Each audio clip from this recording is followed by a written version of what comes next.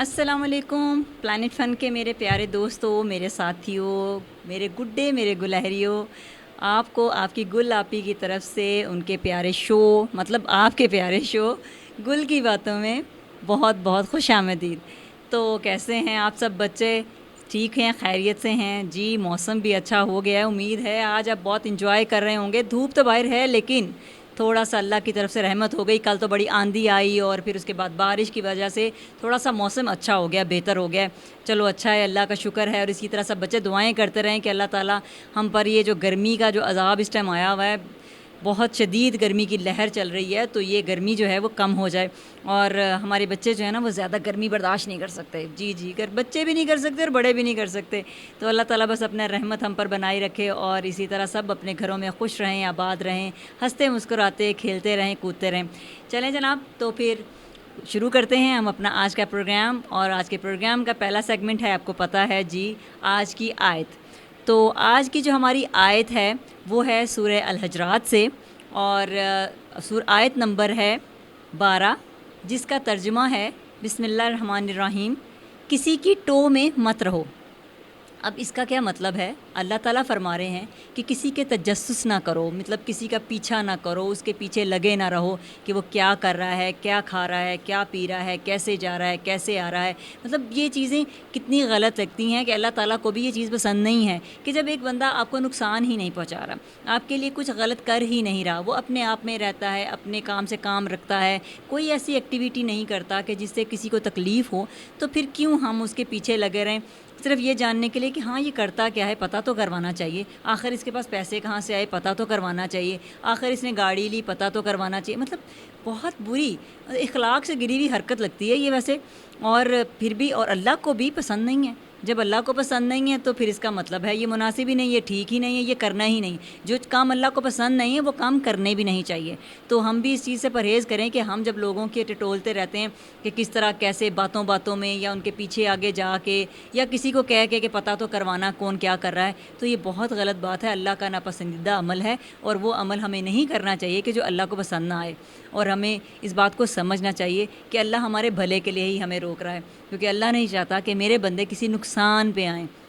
ظاہر سی بات ہے، جب آپ کسی کو اس طرح ٹٹولیں گے، کسی کے ساتھ اس طرح سے بیہیو کریں گے، کسی کے تھرو کروائیں یا خود کریں، تو جب آپ ایسے کریں گے تو وہ بندے کو جب پتہ چلے گا، جب اس انسان کو، اس دوست کو پتہ چلے گا، چاہے آپ کو وہ دوست نہیں بھی ہے، جب اس انسان کو اس بات کا پتہ چلے گا تو وہ کیا سوچے گا؟ وہ ظاہری سی بات ہے، اس کا دل دکھے گا، وہ پریشان ہوگا، اس کو غصہ آئے گا۔ اس غصے کے نقصانات کیا ہوں گے وہ آپ سے پوچھے گا، بحث ہوگی، لڑائی شروع ہو جائے گی، اور وہ لڑائی جھگڑا جو ہے وہ بڑھتا بڑھتا بہت زیادہ پھیل جائے گا۔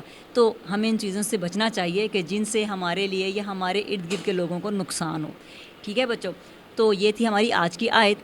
تو آج کی جو ہماری حدیث ہے وہ ہے صحیح مسلم سے، اور نبی پاک صلی اللہ علیہ وآلہ وسلم سے حدیث ہے کہ جب آپ کو جمائی آئے تو منہ پر ہاتھ رکھ لیا کرو، کیونکہ شیطان منہ کے ذریعے ہی داخل ہوتا ہے۔ تو آپ کو تو اس کا آئیڈیا ہے، سب کو ہی پتہ ہے کہ امیاں یا دادیاں یا مطلب بڑے جب اس چیز پہ کہتے ہیں کہ جب جمائی آ رہی ہو تو ہم کہتے ہیں کہ منہ کیا کہ ہاتھ رکھ لو، تو اس کا مطلب یہ نہیں ہوتا کہ وہ ایک عادتاً کہہ رہے ہیں، مطلب یہ ہے کہ اس کا کرنا سنت ہے، اس کا کرنا جو ہے وہ حکم ہے۔ کہ کیا وجہ ہے؟ یہ وجہ یہی ہے کہ شیطان آپ کے اندر داخل ہو جائے گا، شیطان اندر جائے گا تو وہ برائیاں آپ کے اندر ڈیولپ کرے گا، برائیاں آئیں گی تو آپ معاشرے کے لیے اور اپنی زندگی کے لیے خطرہ ہو سکتے ہیں، آپ اپنے آپ کو نقصان پہنچا سکتے ہیں، آپ غلط ایکٹیویٹیز میں پڑ سکتے ہیں، کیونکہ شیطان کا تو کام ہی بہکانا ہے نا، برے کاموں میں لے کے جانا، غلط کام کروانا، تو شیطان کا تو کام ہی یہی ہے۔ تو ہم شیطان کے کام میں کیوں اس کو اجازت دیں کہ وہ ہمارے ساتھ مل کے ہم اس کے ساتھ ملیں اور ہم جو ہے وہ یہ کام کریں؟ تو ہم ان چیزوں سے، ان رستوں سے بچیں، ان باتوں سے بچیں، اس عمل سے بچیں جس میں شیطان داخل ہو۔ تو جب شیطان وہیں داخل ہوتا ہے جہاں پہ ہم اللہ اور اللہ کے رسول کی نعوذ باللہ بات کو جھٹلاتے ہیں یا اس کو کرنے سے منع کرتے ہیں، تو بہتر ہے کہ ہم اچھے مسلمان بننے، اچھے انسان بنیں، اور جو اللہ اور اللہ کے رسول صلی اللہ علیہ وآلہ وسلم ہمیں بتا رہے ہیں، جو تلقین کر رہے ہیں، اس پہ عمل کریں۔ تو ٹھیک ہے بچوں، آج کے بعد آپ نے اگر آپ کرتے ہیں تو بہت اچھی بات ہے، اگر آپ نہیں کرتے تو اس عادت کو اپنائیں۔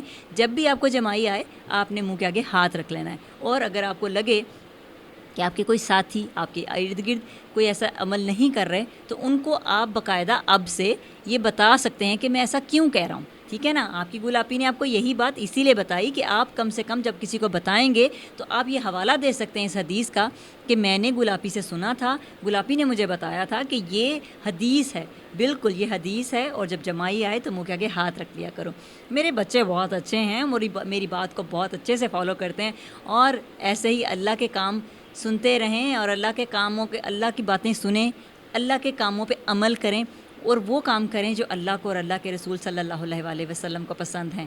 ٹھیک ہے بچوں، تو جناب یہ تھی ہماری آج کی آیت اور آج کی حدیث. تو چلتے ہیں ہم اپنے اگلے سیگمنٹ کی طرف جو کہ ہے پہیلی ٹائم. بالکل جی، سہیلی بوجھ پہیلی. تو سہیلی بوجھ پہیلی میں آج جو ہمیں پہیلی بھیجی، بلکہ کل کی جو ہماری پہیلی کا جواب بھیجا ہے وہ بھیجا ہے ہمیں سائمہ نے. اور میری بڑی اچھی وہ ہیں ویورز کے، بہت اچھا وہ دیکھتی ہیں اور ہمیں بہت پیارے پیارے کمنٹس بھی کرتی ہیں، اور وہ ریگولر ہمیں واچ کر رہی ہوتی ہیں. تھینک یو سو مچ، اور ہمیں واچ کرنے کا، ہمیں دیکھنے کا اور ہمارے ساتھ جڑے رہنے کا. تو یہ جواب دیا ہے جی سائمہ نے، برتن. بالکل، جس کا میں نے پہلی پوچھی تھی کہ وہ کیا ایسی چیز ہے جو کھانے کے لیے تو خریدتے ہیں لیکن اس کو کھایا نہیں جاتا. جی وہ برتن ہی ہیں. اور آج کی ہماری پہیلی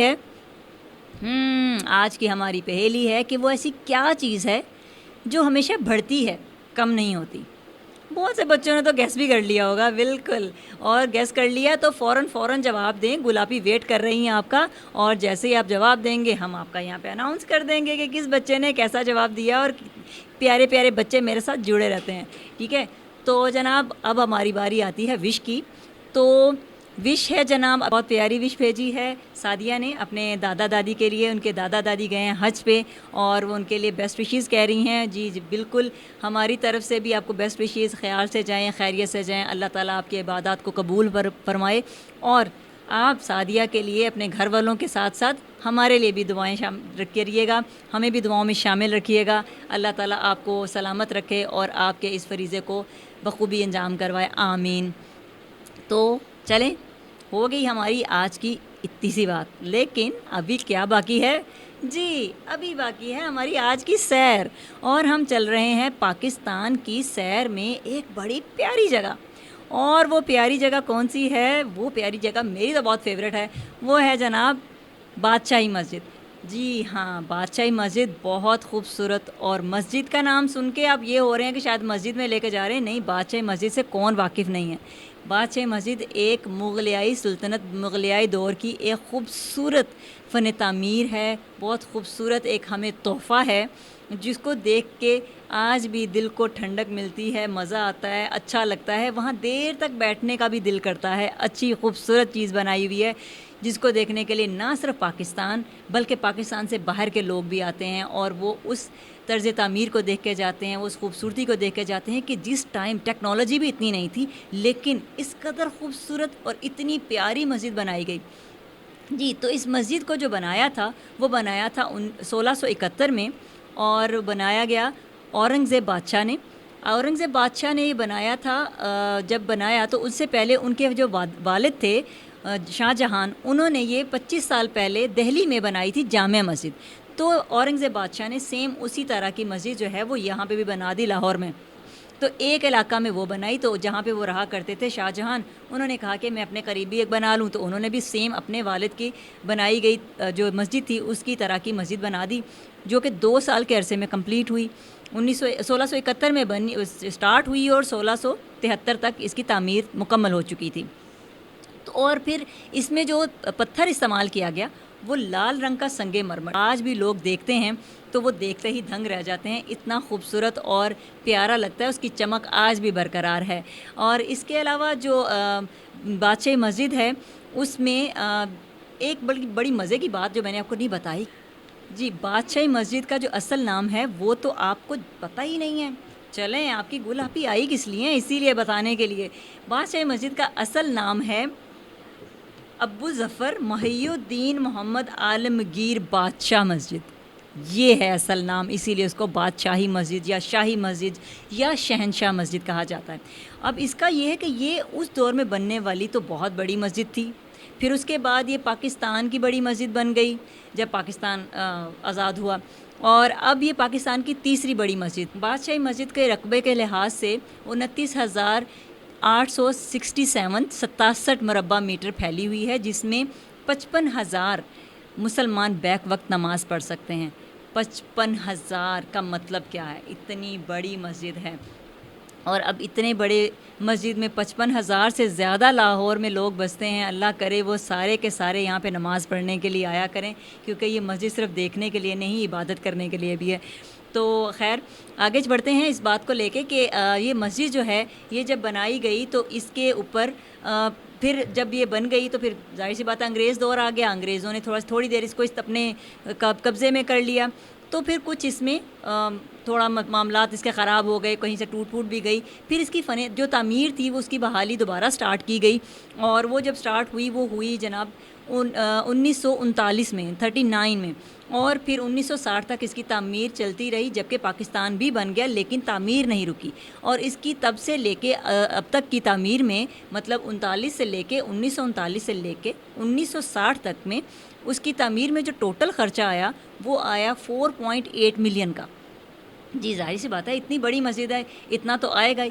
اب ایک اور اس کی خاص بات یہ ہے کہ جب ہم بادشاہی مسجد میں جاتے ہیں تو اس کی سیڑھیوں میں ہی ہمیں اپنے پیارے، اپنے جنہوں نے ہمارے ملک کو بنایا، بالکل خواب تو انہوں نے ہی دیکھا تھا، اب وہ خواب دیکھتے، انہوں نے خواب دیکھی، قائد اعظم کو بتایا، اور دونوں نے مل کے پھر ہمیں پاکستان جیسی خوبصورت نعمت سے نوازا۔ جی علامہ اقبال کا مزار ہے، اور وہ ان کی سیڑھیوں میں ہی ہے، اسی احاطے میں بادشاہی مسجد کے، تو جب ہم جاتے ہیں وہاں پہ تو ہم اس کا بھی وزٹ کرتے ہیں، بڑا اچھا لگتا ہے، بہت خوبصورت لگتا ہے، پھر ہم وہاں پہ بھی جا کے فاتحہ پڑھتے ہیں، اور اسی طرح سے اس کو جو ہے ورلڈ ہیریٹیج کا بھی خطاب ملا ہوا ہے کہ اتنی پیاری اور اتنی خوبصورت، اتنی بڑی ہے، تو پھر وہ تو بنتا ہی ہے۔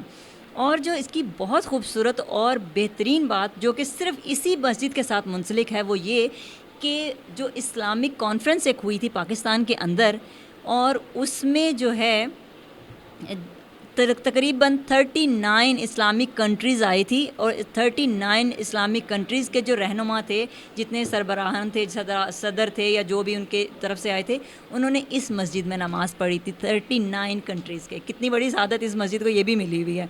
تو یہ تھی وہ جناب بادشاہی مسجد جو کہ اپنی تعریف آپ ہی ہے، اس کو تو ہم مطلب کہہ ہی نہیں سکتے کہ یہ اس طرح خوبصورت، وہ اس طرح خوبصورت، اس کی ہر چیز خوبصورت ہے۔ اور اس میں جو سب سے زیادہ خوبصورت ہے وہ یہ کہ اس میں ایک پورشن بنایا گیا، ایک ڈپارٹمنٹ ہے جہاں پہ تبرکات پڑے ہوئے ہیں، اور وہ تبرکات آپ صلی اللہ علیہ وآلہ وسلم کے ہیں، حضرت بی بی فاطمہ الزہرا کے ہیں، مولا کائنات حضرت علی کے وہاں پہ تبرکات پڑے ہوئے ہیں، جو کہ بہت ہی خوبصورت لگتے ہیں۔ جب آپ اس کو دیکھتے ہیں تو ایمان اور تازہ ہوتا ہے، اور کیا کیا چیزیں اور میرے آقا کی کیا کیا خوبصورتیاں وہاں پہ پڑی ہوئی ہیں جو ہمارے دل کو اور ایمان سے منور کرتی ہیں۔ تو میں بس یہی کہوں گی آخر میں کہ یہ مسجد جتنی خوبصورت ہے یہ اتنی خوبصورت ظاہری ہے، اگر یہ اندر سے خوبصورت تبھی ہوگی جب سب وہاں پہ نماز پڑھنے کے لیے جائیں گے۔ خدا را اس کو صرف مسجد دیکھنے کے لیے مت رکھیے، اس کو نماز پڑھنے کے لیے رکھیے، اللہ بھی خوش ہوگا اور ہم سب بھی ترقی پائیں گے۔ تو امید کرتی ہوں کہ آپ کو آج کا پروگرام اچھا لگا ہوگا، آج کی سیر اچھی لگی ہوگی، تو کمنٹس میں ضرور بتائیے گا، اور شیئر فالو کرنا مت بھولیے گا، اور پلیز پلیز پلیز ڈھیر سارے لائک کیجئے، سبسکرائب کیجئے، اور اپنی گل آپی کو اجازت دیجئے۔ دوبارہ نیکسٹ سیگمنٹ میں، نیکسٹ پروگرام میں نئی باتیں لے کے ہم حاضر ہوں گے، اور اسی طرح ہمارے ساتھ جڑے رہیے، بنے رہیے۔ جو باتیں بتاتی ہوں ان کو اچھے سے سمجھیے، اس پہ عمل کیجئے، تاکہ آپ ایک اچھے پاکستانی، اچھے شہری اور اچھے مسلمان بن سکیں۔ اجازت دیجئے، اللہ حافظ۔